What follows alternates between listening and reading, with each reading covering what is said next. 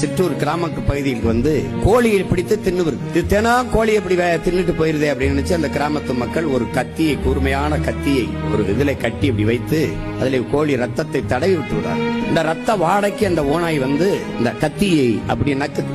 அது நக்கும் போது நாக்கு அறுபட்டு ரத்தம் கொட்டுது. அப்ப ரத்தம் வர வர மேலும் மேலும் மேலும் மேலும் சுவைத்து சுவைத்து நக்குது. தன் ரத்தத்தையே தெரியாது சுவைச்சு சுவைச்சு அப்படியே சாப்பிட்டுட்டே இருக்கு. கடைசியா மொத்த ரத்தம் சிந்தி செத்து போகுது. அப்படிதான் என் மக்கள் இந்த ஓநாய் கத்தி மாதிரி இந்த இலவசத்துக்கு ஆசைப்பட்டு, அது உங்க ரத்தம் தான், அது உங்க காசுதான், 5000 ரூபாய் என்றால் 6800 கோடி இழக்கிறது அரசு. அரசு காசிலே ஒரு கட்சி தனக்கான வாக்கை உறுதி செய்கிறது. இது எவ்வளவு பெரிய கொடுமை, எவ்வளவு பெரிய கொடுமை. வாக்குக்கு 2000 காசு கொடுத்து உங்களுக்கு சேவை செய்ய ஒருவன் வருவானா? மக்களுக்கு சேவை செய்கிறவன் எதுக்கு காசு தருகிறான்? யாரு வந்தா என்ன தருவா அப்படின்னு யோசிக்காம, யாரு வந்தா என்ன மாற்றங்கள் நினைக்கணும் கொஞ்சம் யோசிச்சு செயல்படுங்க. அடுத்து உங்களோட ஆதரவு யாருக்குன்னு கமெண்ட்ல சொல்லிட்டு போங்க. நன்றி.